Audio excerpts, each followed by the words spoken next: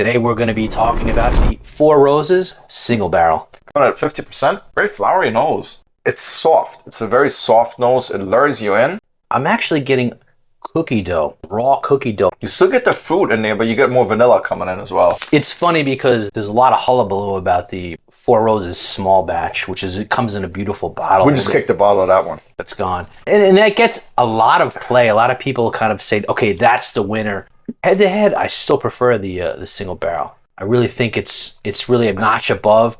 The mash bill for it is something along the lines of 60% corn, 30% rye, roughly. 35% of 35% and then 5% barley is the other. Yeah, 5% barley is 35% rye. Which is a really, really nice mix all around. You get a decent rye flavor in there as well. You get the cookie dough, chocolate chips. It's about $50 US in Taiwan here.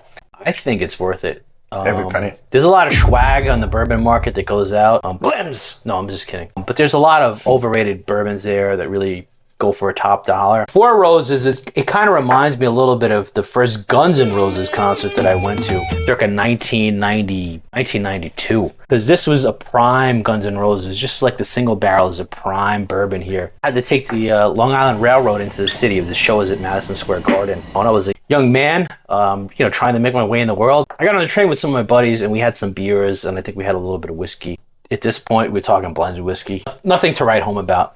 At that time, there were not cameras everywhere. So there was a little more debauchery going on in the train. And as a young man, I was looking around. So I was like, what's going on? And I caught eyes with the person next to me. He looked at me and he's like, I know what you're thinking, kid. I said, do you? He said, if this train crashed, it'd be a major plus for society.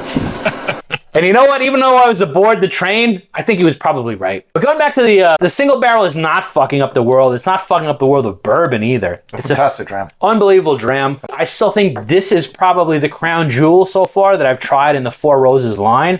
I've tried the Special Reserve. Not very impressed. A little bit of extra marketing. I've tried the small batch, which is fantastic. That's a great dram as well. Yeah. Even the regular one is good, especially for mixing. But this one is really the one you want to go for. I like this one.